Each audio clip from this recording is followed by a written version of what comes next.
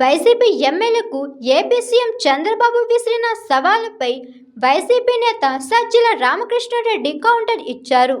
నిన్న అన్నమయ్య జిల్లా రాజంపేటలో పర్యటించిన చంద్రబాబు సిద్ధమని ఎగిరిపడ్డారు కదా, ఇప్పుడు అసెంబ్లీకి వచ్చి అభివృద్ధిపై చర్చించేందుకు సిద్ధమా?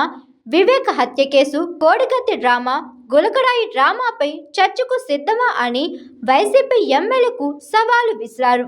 దీనిపై స్పందించిన సజ్జల, నీ సవాలు ఏడ్చినట్టుగానే ఉందని ఎద్దేవా చేశారు. నీకు దమ్ము ధైర్యం ఉంటే జగన్కు ప్రతిపక్ష హోదా ఇవ్వమని ప్రతి సవాలు విసిరారు. అసలు వైసీపీకి ప్రతిపక్ష హోదా ఇవ్వడానికి చంద్రబాబు ఎందుకు భయపడుతున్నారు అని సజ్జల ప్రశ్నించారు.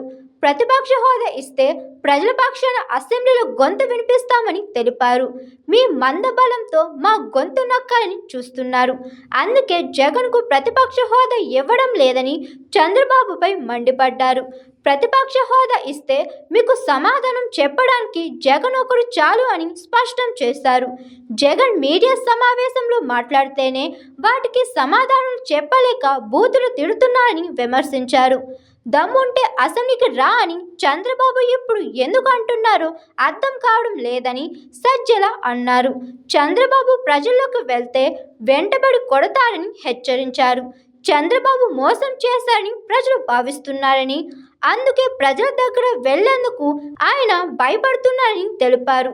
చంద్రబాబు నారా లోకేష్కు అభిమానులు ఉండరని, కానీ జగన్ ప్రతిపక్షంలో ఉన్నప్పటికీ ఆయన్ను కలిసేందుకు వేలాది మంది ప్రజలు వస్తున్నారని తెలిపారు.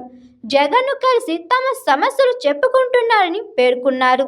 చంద్రబాబు 30 ఏళ్ల సీఎం అంటే ఎన్టీఆర్ను ఎలా ఎన్నుపోటు పొడిచారన్నదే గుర్తొస్తుందని సజ్జల విమర్శించారు. చంద్రబాబు వెన్నుపోటుపై సంబడాలు చేసుకోవాలని సలహా ఇచ్చారు. Hi, this is Swathi. Like చేయండి, షేర్ చేయండి, కమెంట్ చేయండి అండ్ సబ్స్క్రైబ్ చేయండి GRTV. Hi, this is Monica. Please like, share and subscribe GRTV.